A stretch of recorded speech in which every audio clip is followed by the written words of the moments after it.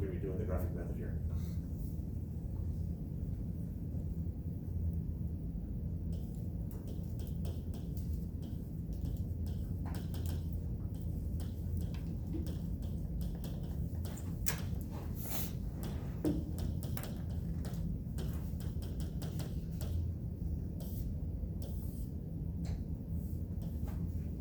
That would be a phasor right there.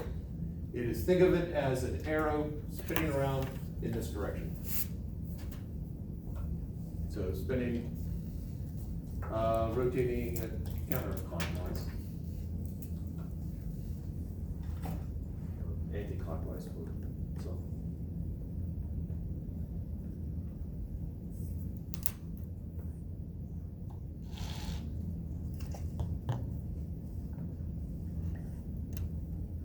Now, how does this connect with what we have over there? Well, if you think about it,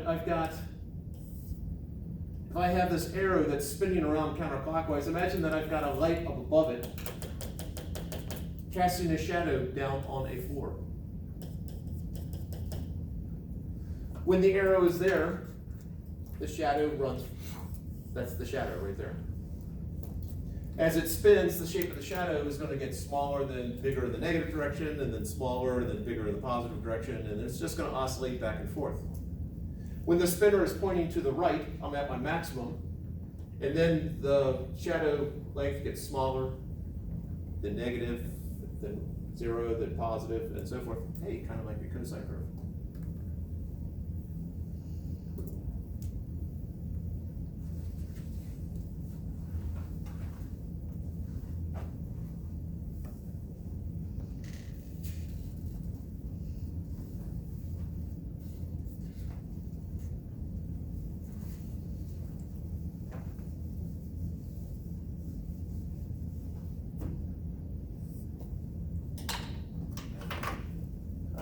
So if we looked at an RC AC circuit,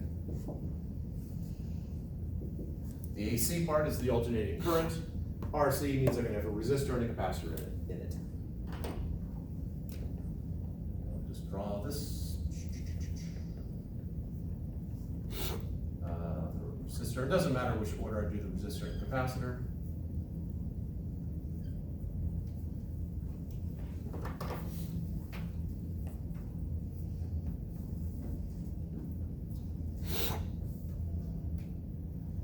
When I do my phasor diagram, I draw up my axes here.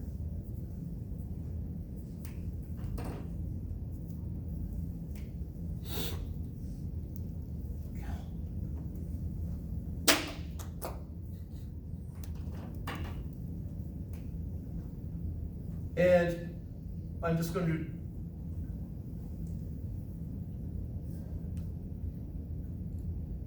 the first question is, what is going to be the same for everything? Think of it in a DC circuit, we have voltage and current. Is the voltage the same for everything? In other words, is the potential difference across each of these the same? Likewise, is the current going to be the same for everything? Which I guess comes down to, is this a series circuit or a parallel circuit?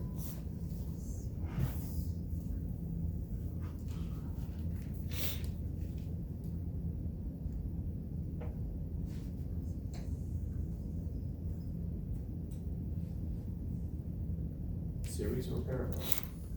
Series. Series. So in a series circuit, is that the same current or the same voltage? Current.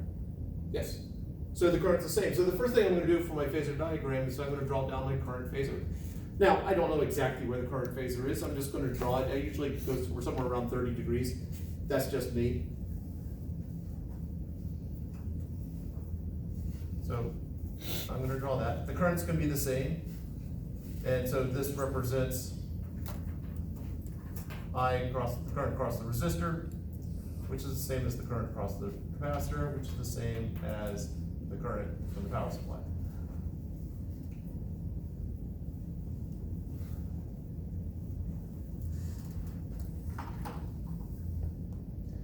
I know that for a resistor, the voltage for the resistor and the current are in phase. And so now I'm gonna draw down my voltage phasor for the resistor. And again, the second one I draw, generally I draw smaller. So there is the voltage for the resistor. And again, keeping with tradition, for AC circuits, generally don't draw the delta.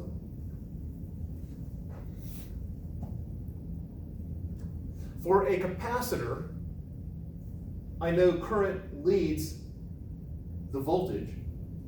Well, these things are spinning around like that, so if the voltage for the capacitor lags, or the current leads, then for the capacitor, it's going to be somewhere down there. So again, this is spinning around like that. This is going to hit 90 degrees before that one hits 90 degrees. So that's the way that you would draw the voltage phasor for the capacitor. This is a 90-degree angle. That's what I mean by leads by 90 degrees. Oh, I did not actually write down the conclusion down here. For an inductor,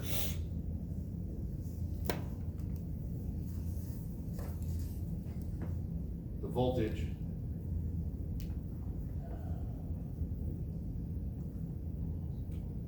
leads current by 90 degrees.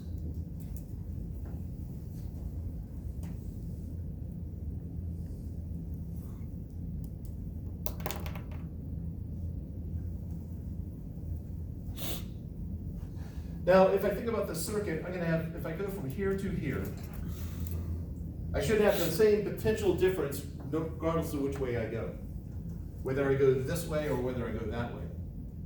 What I'm getting to is that I'm going to have some potential difference across my power supply. I'll have some potential difference across my capacitor and some potential difference across the resistor.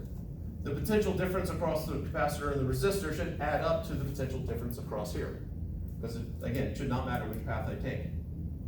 So if I have my voltage phasor for the resistor, the voltage phasor for the capacitor, they should add up to the voltage phasor for my power supply.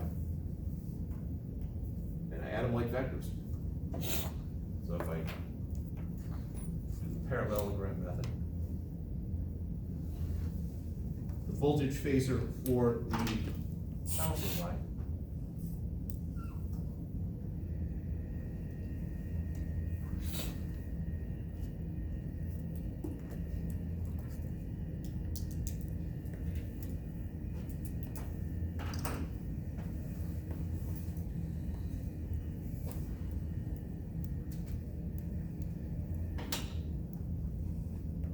now, in essence, what I've done, I have a voltage, I have one phasor going right there, I have another phasor at a 90-degree angle. If I add them together, technically head to tail, so if that's VR, that's VC, that's the sum of them. When I said parallelogram method, basically it's, you just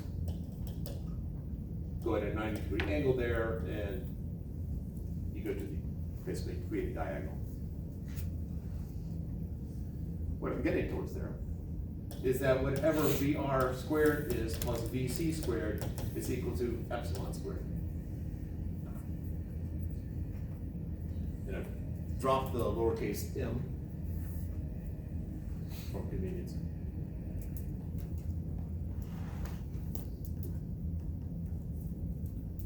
I know that for a resistor, this is equal to IR. For a capacitor, this is equal to IX sub C. Not equals, or not plus.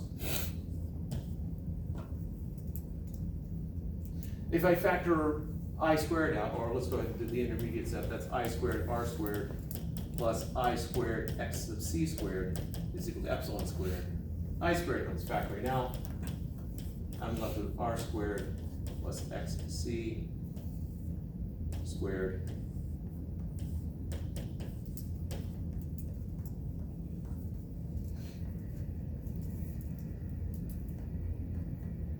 What I would like to do is get it in sort of an Ohm's law form. So let me just take the square root of both sides, and so I end up with epsilon, this is the magnitude of my voltage, is equal to the current times the square root of R squared plus X sub C squared.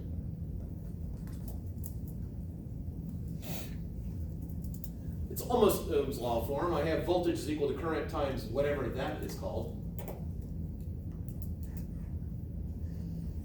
And this goes by, uses the symbol Z, or Z for some people. Epsilon is equal to I Z. This is known as the impedance.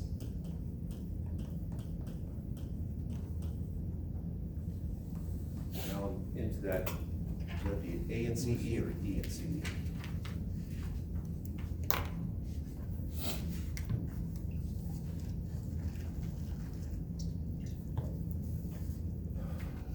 It's possible that's misspelled. I spelled it with an E there, which doesn't necessarily make it right, but we'll go with this for now. And it is pronounced impedance. It is not pronounced impedance.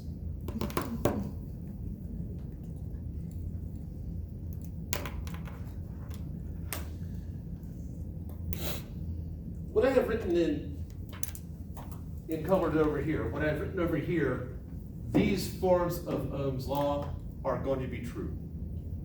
So no matter what circuit we're going to do, these will be true.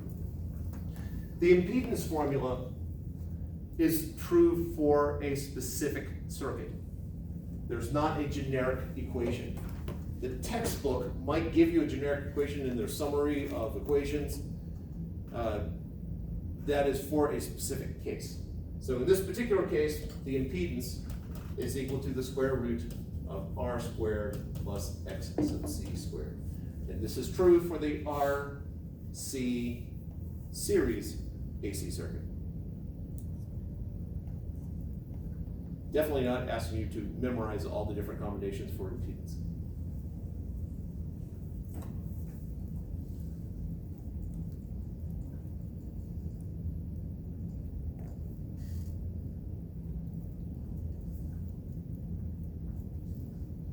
Questions here?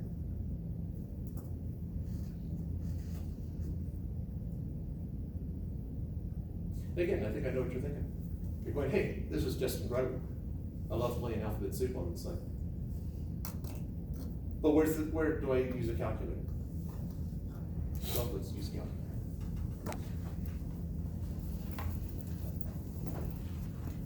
So we're going to go to the circuit right here. I'm going to say that, well, let's try to make this somewhat realistic. So I plug this into our outlet.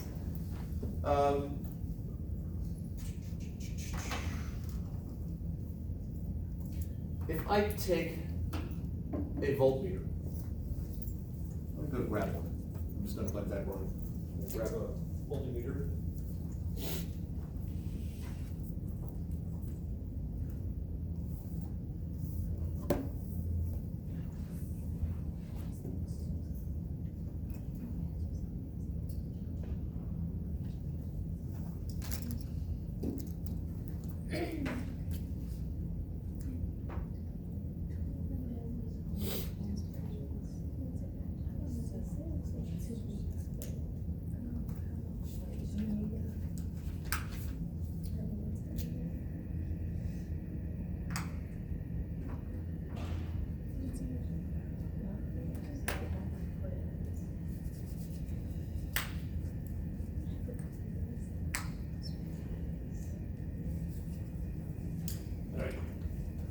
So I have my multimeter here. I'm going to put it on the voltage setting, as you have all done at some point. And right now, if I plug it in, can any of you see that? All right, so one of you. Jack, can you see it? Louis can see it? Mm-hmm. All right, so I'm going to plug this in.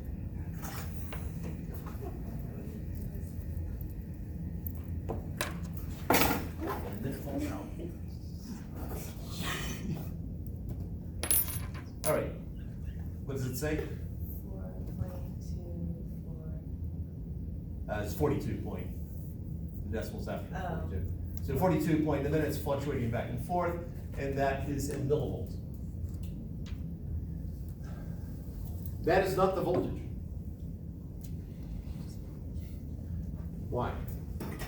Because we in the US use alternating current. And this, I just turned it on, and up in the upper left-hand corner right here, it says DC. So this is what it's doing, is it assumes that we have a constant current flowing through here, and it's just doing sampling. We have this current that's floating back and forth, and it samples every maybe 60th of a second, every 30th of a second, it's doing sampling. So what I want to do is put it on AC, and now I plug it in here.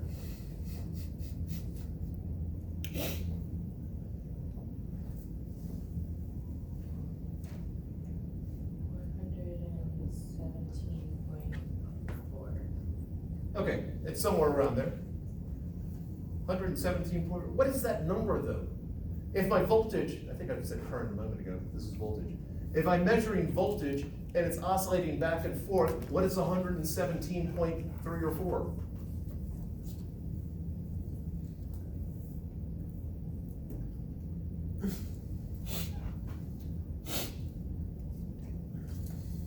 Or I accidentally electrocute myself? Oh, thank God. That's terrifying. It's something with the, oh, there it is.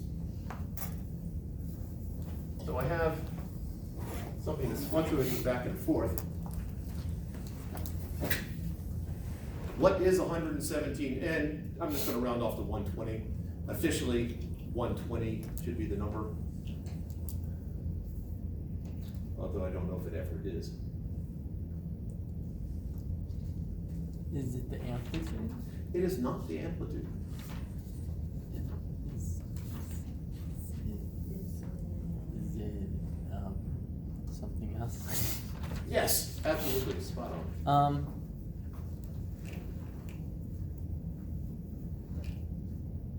Is it the wavelength? No, no. It's related to the amplitude. Oh, is it the distance from a crest to a trough? That would be twice the amplitude, it's not that either.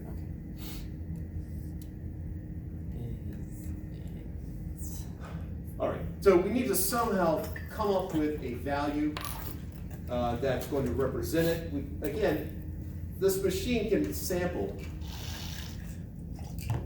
but it's going to do something, is that's to sample more frequently. But they would like to take an average value. Because this thing's oscillating back and forth, it is at some peak value and it's at some the middle value would be 0, and then it goes to some negative value. It'd be nice to know what the average is. The trouble is, if I look at one of the cycles, so from here to here, what is the average?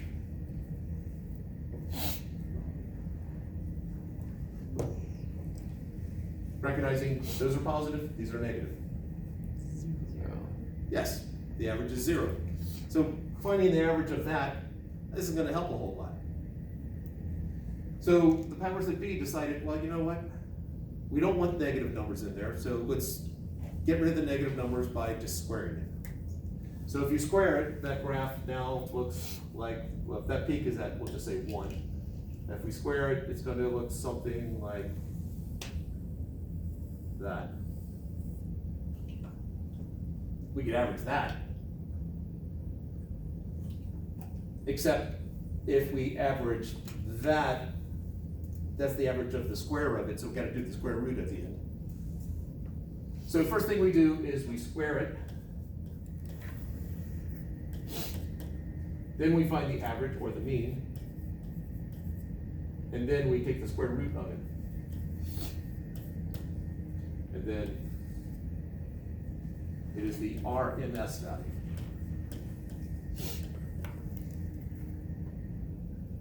So when we have epsilons of RMS, so my RMS value for my voltage, that is what Laura said, 117.4 volts.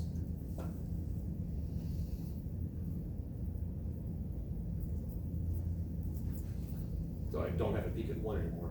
But what is the relationship between this and the actual peak value? It turns out that my peak value is equal to my RMS value times the square root of 2. And with calculus, you can show this.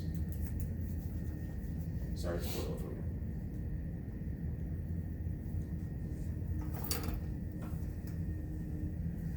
So if our RMS value, which is what the meter will measure, we get 117.4, our peak value coming out of our outlet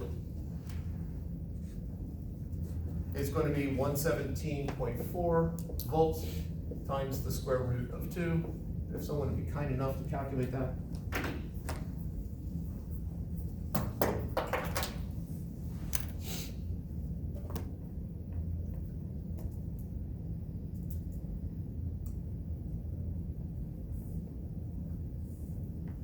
It's like they're all counting on you, Luis.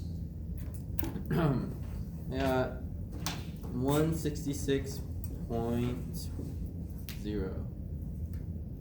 Units?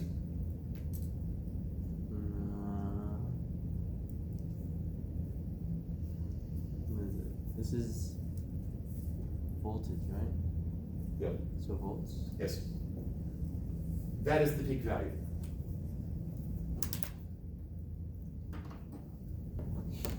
So right off the bat for our outlets, I know that epsilon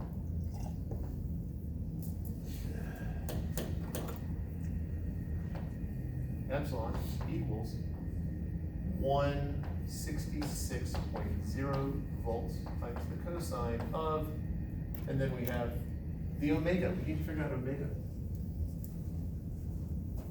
Omega's angular frequency. Now flash back to the end of 151. Did you get, Manon, when you took 151, did you do harmonic motion? Yeah. Okay, so flash back to harmonic motion. What is the relationship between the frequency and the angular frequency?